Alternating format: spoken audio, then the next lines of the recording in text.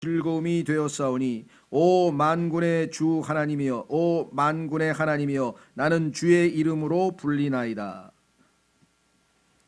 여기 보시면 발견하고 그것을 먹었다고 했죠. 그래서 내게 기쁨과 마음의 즐거움이 되었다 그랬습니다. 자, 에스겔서 2장. 에스겔서 2장에도 하나님의 말씀을 영적인 양식 빵으로 말씀하고 있는 대목이 나오죠. 에스겔서 2장 8절. 사람의 아들아 오직 너는 내가 네게 말하는 것을 듣고 그 반역하는 집같이 반역하지 말며, 반역하는 집은 이스라엘 민족이죠. 내 입을 벌리고 내가 네게 주는 것을 주는 것을 먹으라 하시니라. 근데 뭘 주셨나? 9절. 내가 보니 보라 그분께서 한 손을 내게 보내셨는데 보라 그 안에 두루마리 책 한 권이 있더라. 그 책을 받아 먹으라. 3장 1절. 또 그분께서 내게 이르시되 사람의 아들아 네가 발견한 것을 먹으라. 이 두루마리를 먹고 가서 이스라엘 집에게 말하라 하시기에. 우리도 아침에 밥 먹고 직장에 나가서 일하듯이 영적인 것도 마찬가지입니다. 주님으로부터 말씀을 받아 먹고 나가서 하나님의 말씀을 전파하는 것이 바로 하나님의 일이죠. 그래서 2절. 내가 입을 벌리니 그분께서 나로 하여금 그 두루마리를 먹게 하시고 또 내게 이르시되 사람의 아들아 내 배로 하여금 먹게 하고 내가 내게 주는 이 두루마리로 내 창자를 채우라 하시기에 내가 그것을 먹으니 그것이 내 입에서 꿀같이 달더라. 굉장히 직설적인 표현이죠. 요즘 말로 하면 돌직구를 날리신 거예요. 창자를 채우라. 우리의 속을 하나님의 말씀으로 채우라 그래. 채우라. 꽉 채우라. 이걸 조금 고상하게 표현하면 충만하게 하라. 그렇게 되겠죠. 자, 그런데 문제는 뭐냐? 하나님의 말씀이 입에서는 꿀같이 달다고 했습니다. 계시록 10장으로 가겠습니다. 계시록 10장.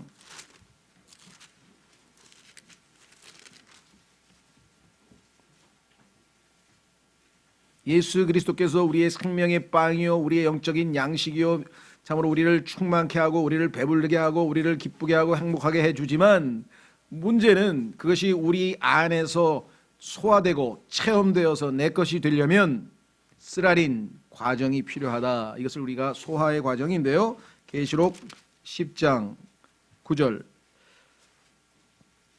내가 그 천사에게 가서 그에게 이르되 그 작은 책을 내게 주소서 하니 그가 내게 이르되 그것을 가져다가 먹으라. 그것이 내 배는 쓰게 할 터이나 내 입에서는 꿀같이 달리라 하니라. 내가 그 천사의 손에서 그 작은 책을 가져다가 먹으니 그것이 내 입에서는 꿀같이 달았으나 내가 그것을 먹은 뒤에 즉시로 내 배가 쓰게 되었더라. 그렇습니다. 하나님의 말씀은 먹는 것으로 그치는 것이 아니라 배에서 소화 과정을 거쳐서 내 삶의 체험이 되어서 순종이 돼야죠. 그렇죠? 주는 것이 받는 것보다 더 복되도다. 이런 명언을 내가 이렇게 멋진 말씀이 있을까라고 달콤하게 받아 먹었는데 막상 가만히 있어봐. 그러면 줘야 된다는 거 아니야? 내가 더 행복해지려면? 그렇죠. 순종을 하려면 뭐예요? 그분에 대한 확고한 믿음이 있어야 되겠죠. 내가 주는 것이 더 복되다고 하신 하나님의 말씀을 믿고 내 것을 희생해서 줘야 더 행복한 것을 체험할 수 있고 보상을 받을 수가 있다는 것이죠. 많은 사람들이 앞부분만 하고 뒷부분을 안 하기 때문에 스스로 불행한 그리스도인으로 남아있는 것이죠. 왜? 더 복되도다 그랬는데 그 말씀을 못 믿었으니까.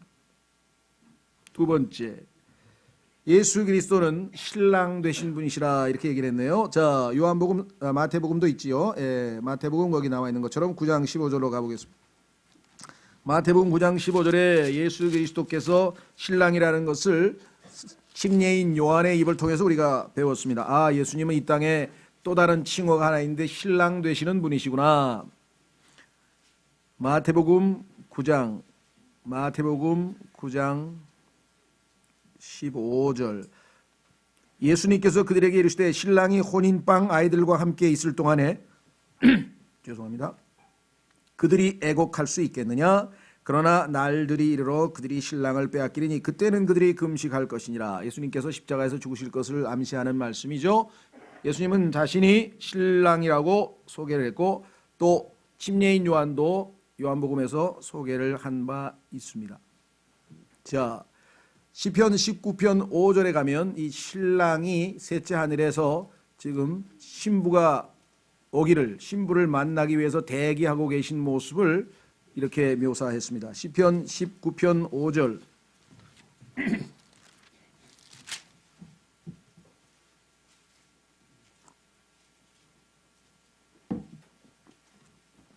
시편 19편 5절. 해는 자기 처소에서 나오는 신랑 같고 경주하려는 힘센 자같이 기뻐하는도다. 해가 하늘 끝에서부터 나아가며 그것의 순환 회로는 하늘 끝들에까지 이르나니 해의 열기에서 숨을 것이 없도다. 구약 성경의 마지막 책 말라기 4장에 보면 예수 그리스도께서 의의 태양으로 이 땅에 오셔서 모든 원수들을 다 멸하시고 왕으로 등극하실 터인데, 그때 그는 해가 힘차게 비치는 것처럼 그의 열기로부터 숨을 것이 없도다.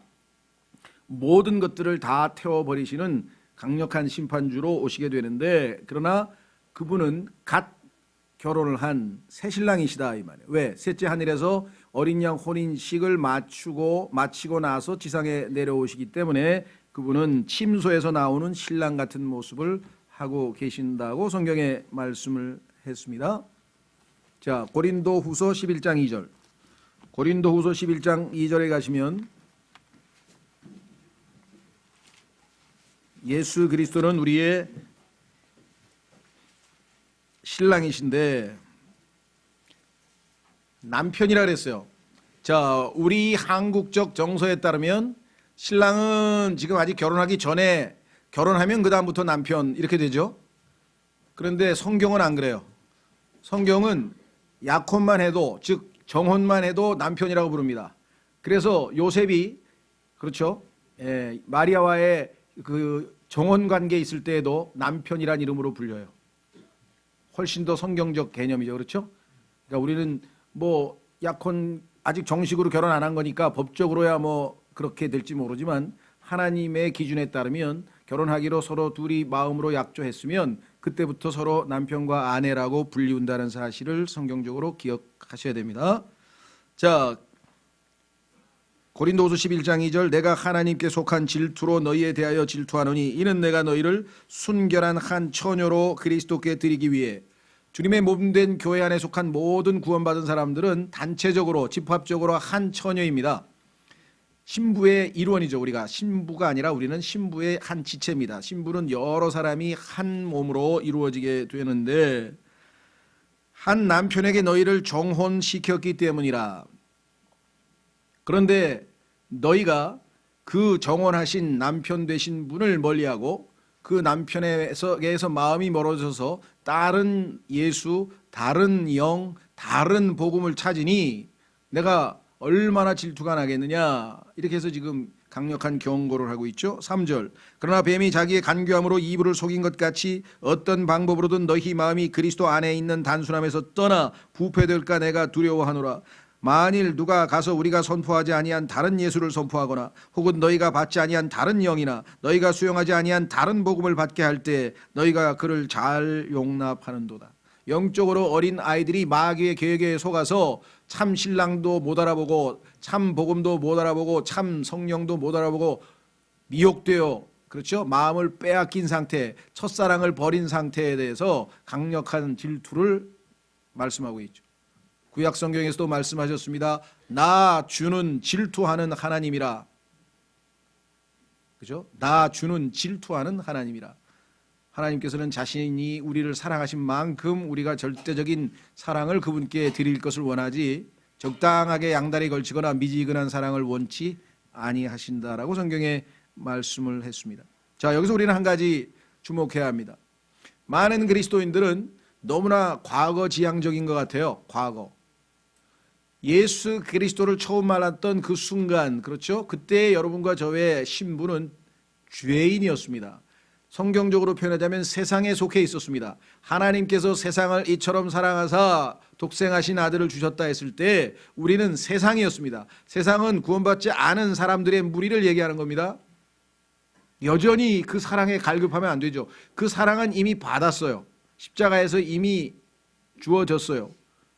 그리고 이제 우리는 하나님의 아들이 되었습니다. 그래서 지금부터는 나의 사랑하는 아들, 하나님과 나와의 사이는 아버지와 아들로서 지금 내가 누리고 있는 사랑은 아버지의 아들을 향한 사랑이지 하나님께서 세상을 향한 사랑을 여러분들이 지금 누리고 있는 건 아니에요. 이미 여러분은 세상의 신분에서 벗어났어요. 그런데 자꾸 과거에 있었던 일을 감사하고 기억하는 것은 좋으나 지금도 여전히 그 사랑 하에 있다고 오해하시면 안 된다 이 말. 지금은 아버지가 아들을 사랑하는 그 사랑을 받고 있다는 사실을 아셔야죠. 그렇죠?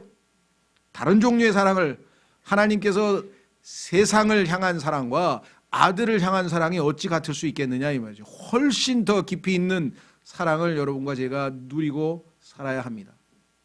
그렇죠? 그런데 주님께서는 더 나아가서 아버지의 사랑뿐만 아니라 신랑의 남편의 아내를 향한 사랑을 우리가 맛보고 더 누리기를 원하신다 그랬습니다. 또 다른 사랑이라 이 말이죠. 자, 확인해 보겠습니다. 에베소서 5장. 너무나 많은 그리스도인들이 요한복음 3장 16절에 너무나 연연하시는 것 같아요. 그것이 우리에게는 너무나 좋은 추억이긴 하지만 추억에 멈춰야지 지금은 아버지의 아들을 향한 사랑을 마음껏 누리고 있어야 하고 신랑이 신부를 향한 사랑을 우리가 누리고 있어야 됩니다. 에베소서 5장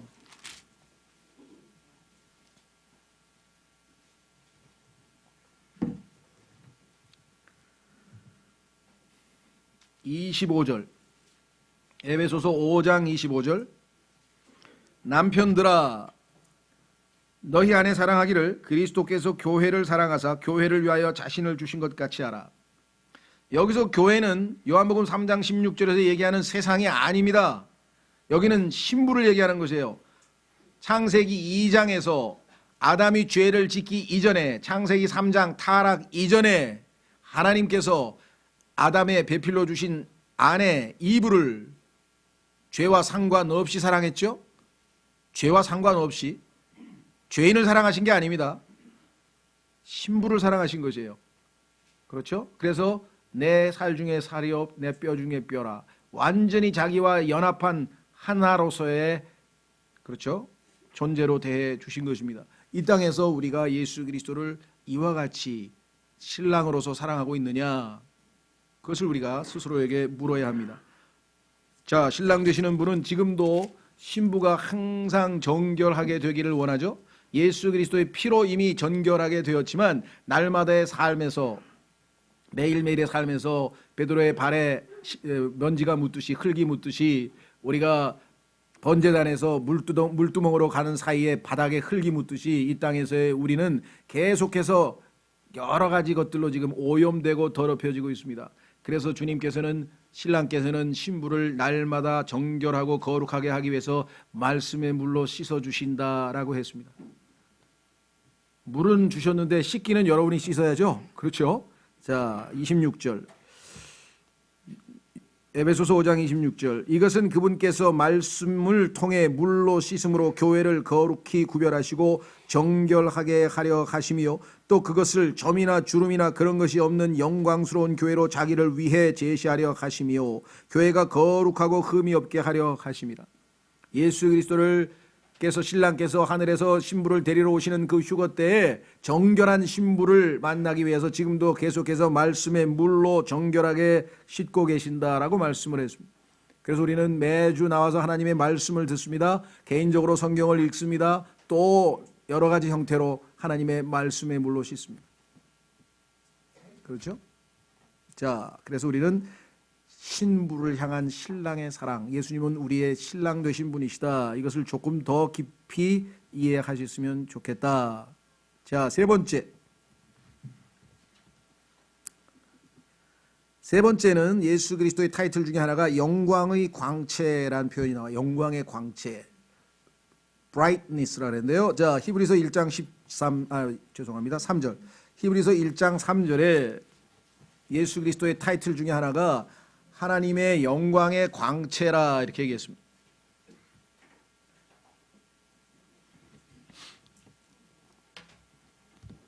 히브리서 1장 1절서부터 읽어보겠습니다. 지나간 때에는 여러 시대에 다양한 방식으로 대언자들을 통하여 조상들에게 말씀하신 하나님께서 이 마지막 날들에는 자신의 아들을 통하여 우리에게 말씀하셨으며 그분을 모든 것의 상속자로 정하시고 또 그분으로 말미암아 세상들을 만드셨느니라. 우리는 창세기를 공부하면서 첫 번째 세상 1장 1절과 2절, 그 다음에 두 번째 세상 1장 3절서부터 지금 현재 여러분과 제가 살고 있는 이 세상, 그래서 전에 있던 세상, 지금 살고 있는 이 세상, 세상들, 그래서 성경의 세상들이 복수로 나온다 그랬죠. 따라서 갭을 받아들이지 않으면 성경을 이해할 수가 없다 그랬죠. 왜? 성경의 세상들이라 그랬는데 세상이 하나만 있을 수는 없잖아요. 그 다음에 예수님께서 오는 세상, 천년왕국을 오는 세상이라 해서 세 종류의 세상이 있다라고 성경은 우리에게 말씀하신다고 했습니다. 자, 그래서 3절 하나님의 영광의 광채시요 이렇게 나와 있네요. 예수님의 타이틀 여러 가지가 나오는데 그분 자체의 정확한 형상이며, 이건 이제 앞으로 우리가 계속 매주마다 더 공부할 텐데, 우선 오늘은 영광의 광채라, 광채, 빛. 예수님께서 이미 여기에 대한 암시를 많이 하셨죠. 뭐라고 말씀하셨습니까? 요한복음 8장에서 나는 세상의 빛이라고 말씀을 하셨죠. 그렇죠. 요한복음 1장에서도 빛이 오셨다. 그래서 대문자로 예수님의 타이틀 중에 하나가 빛이잖아요. 빛. 그러면 영광의 광채와 빛과 매우 유사한 연관이 있겠죠. 자, 계시록 1장 6절이라고 되어 있는데 죄송합니다. 1장 16절입니다. 고치시고 1장 16절로 가겠습니다. 요한계시록 1장 16절에 예수 그리스도의 빛나는 모습을 우리가 바라볼 수 있겠죠.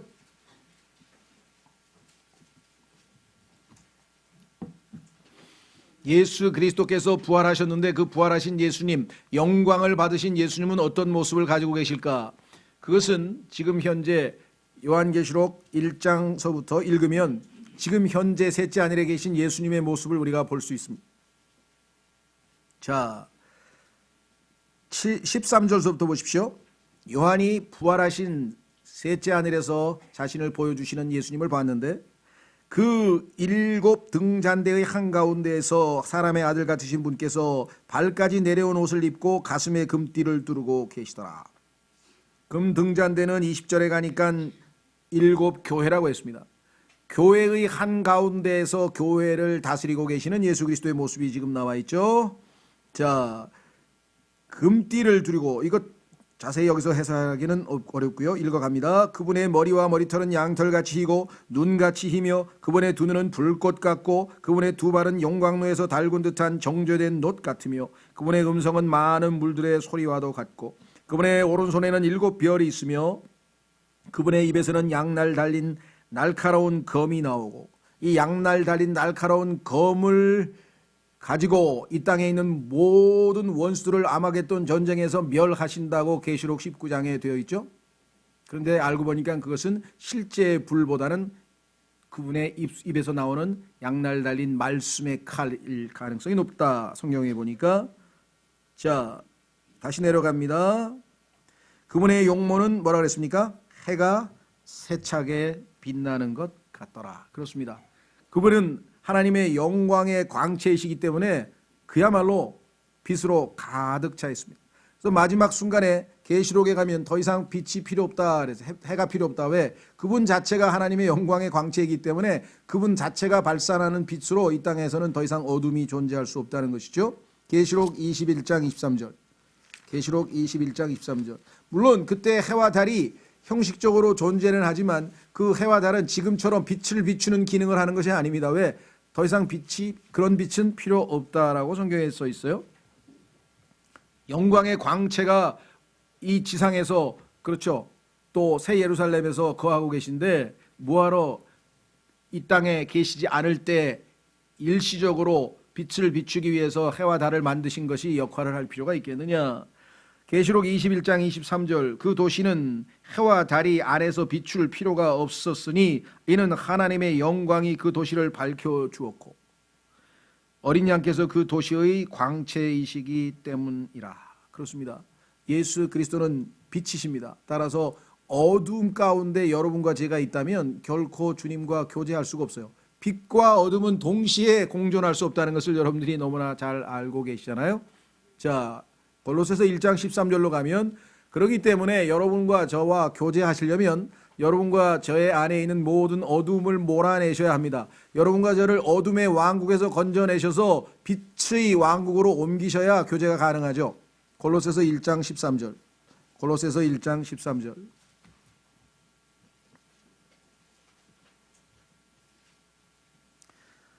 골로새서 1장 12절에 보면 우리를 빛들 가운데서 성도들의 상속 유업에 참여하는 자가 되기에 합당하게 하신 아버지께 감사드리기를 원하노라.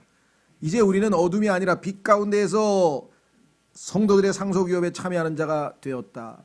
13절 그분께서 우리를 어떻게 그게 가능했느냐? 어둠의 권능에서 건져내사 자신의 사랑하는 아들의 왕국으로 옮기셨으니, 어둠의 왕국에서 우리를 건져내서 자신의 사랑하는 아들, 하나님의 영광스러운 영광의 광채 되시는 그분의 왕국으로 옮기셨기 때문에, 자, 그래서 자격은 획득했습니다. 우리가 주님과의 교제할 수 있는 자격은 획득했는데 실제 매일매일의 삶에서 우리는 빛 가운데 걷고 있는가? 아까도 말씀드렸죠. 분명히 하나님의 말씀을 들었습니다. 입에서는 꿀송이처럼 달았습니다. 배에서는 소화가 안 됩니다.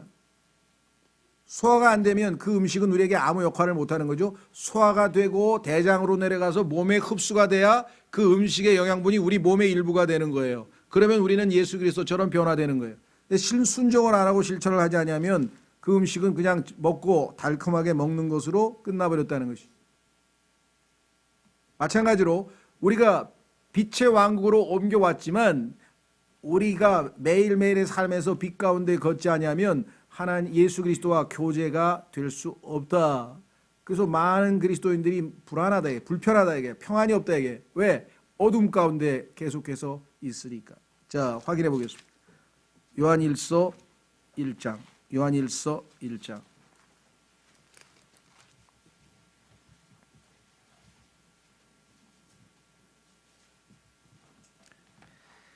5절. 요한일서 1장 5절.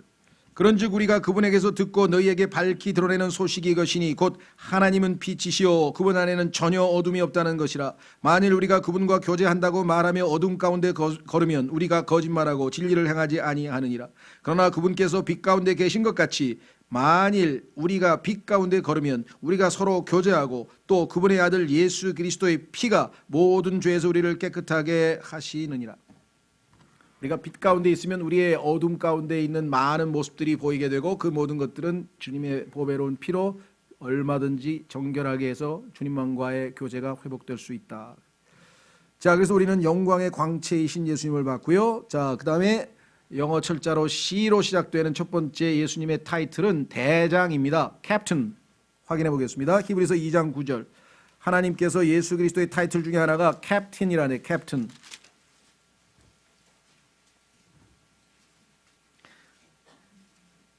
히브리서 2장 9절.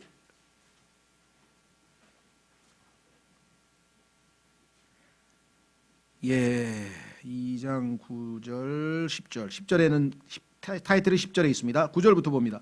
다만 예수님을 보노라 그분께서 죽음의 고난을 당하시려고 천사들보다 조금 낮게 되셨다가 영광과 존귀로 관을 쓰신 것은 하나님의 은혜로 말미암아 모든 사람을 위하여 죽음을 맛보려 하심이라.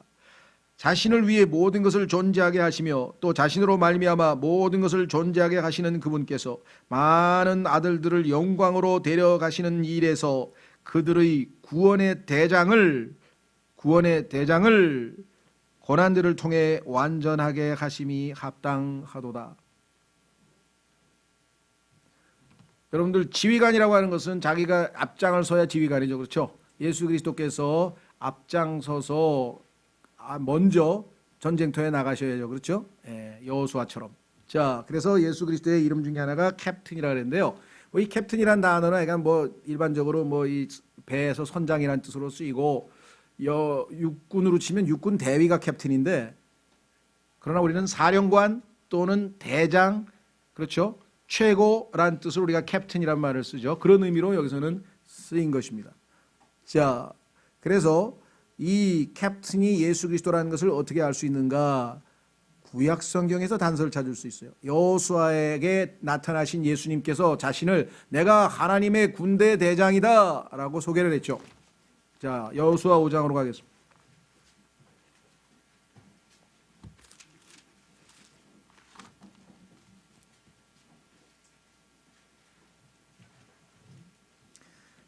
여리고를 점령하기 위해서 이제 모든 준비를 마치고 있는데 하나님께서 이제 한 가지가 필요합니다. 왜?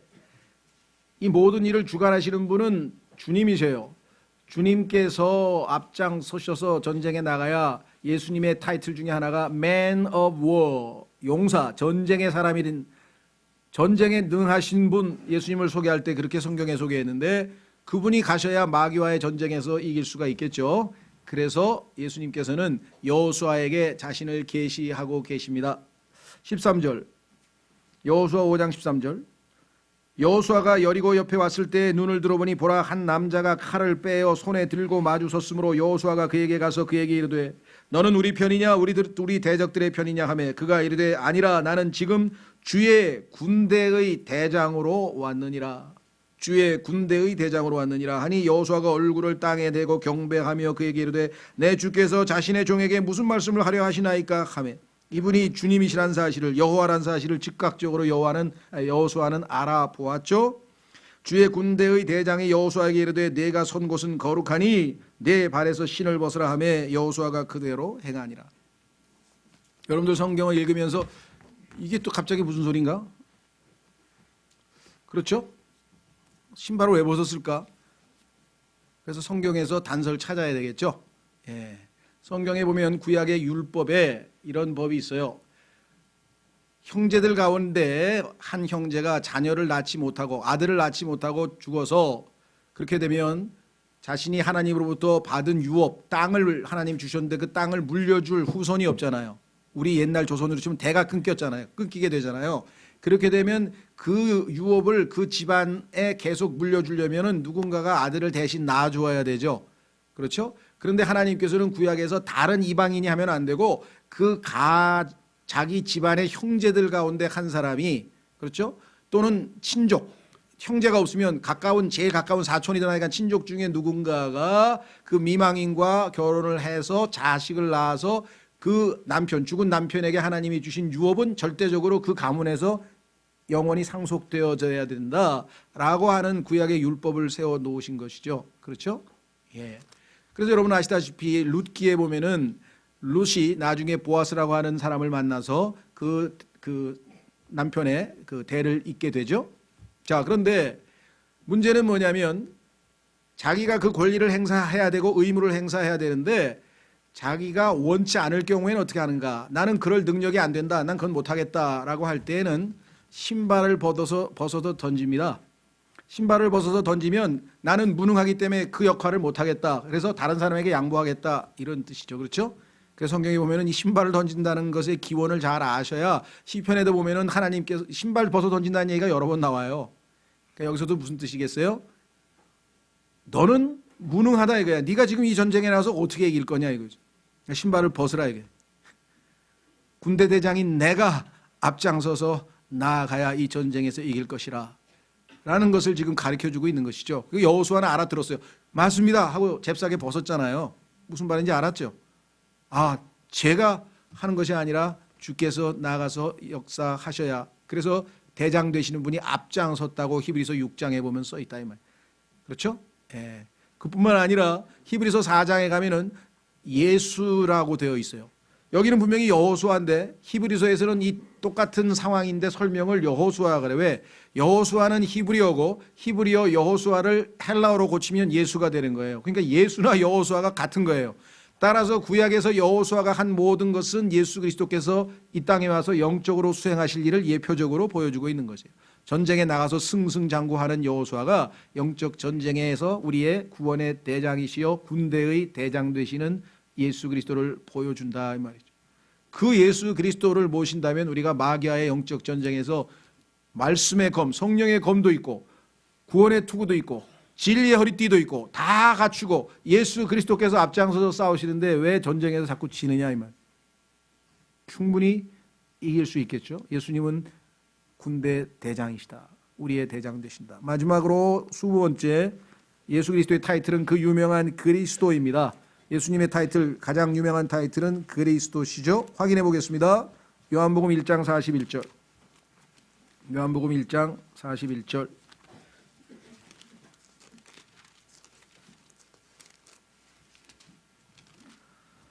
요한복음 1장 41절. 그가 먼저 자기 형제 시몬을 찾아내어 그에게 이르되, 여러분 잘 아시는 그 빌립이라고 하는 사람이 자신의 죄송합니다. 안드레가 자기 그 형제 시몬을 찾았죠. 그래서 그에게 소개를 예수님을 전도하는 장면인데요. 우리가 메시아를 만났다. 구약 성경에서 그렇게 메시아가 온다고 했고 그렇게 우리 민족이 몇백 년 동안 그렇게 애타게 기다리던 메시아가 드디어 왔다. 나는 보고 왔다. 그러면서 뭐라고 되어 있습니까? 하니 메시아는 번역하면 그리스도라. 마태복음에는 메시아라 그러면 다 알아들어요. 왜냐하면 대상이 유대인이기 때문에 유대인들이 히브리어인 메시아를 모를 일은 없죠. 그러나 요한복음은 모든 이방인들을 대상으로 기록되어 있기 때문에 메시아라 그러면 못 알아들어요. 그래서 당시에 이방인들의 공용어인 그리스어로 번역을 해서 그리스도라라고 크리스토스라고 하는 헬라어로 번역을 해줘야 돼요. 그래서 신약성경은 당시의 공용어였던 헬라어로 신약성경이 기록된 것이죠. 그리스도, 메시아 같은 말입니다. 하나는 히브리어, 하나는 헬라어.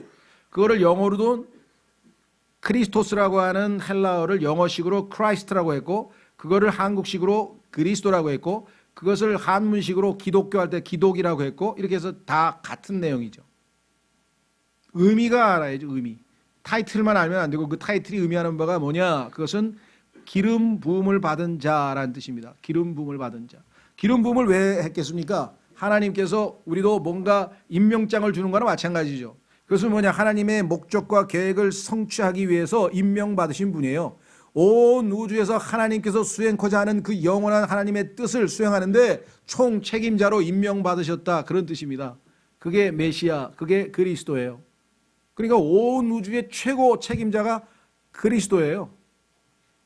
그런데 구약에 보니까 하나님께서는 누구에게 기름을 부으셨느냐? 기름 부음의 대상자는 셋입니다. 첫째, 왕이 될 때 왕에게 기름을 부어서 왕을 시킵니다. 왕이 될 사람에게. 두 번째, 제사장에게 기름을 부어서 제사장을 시킵니다.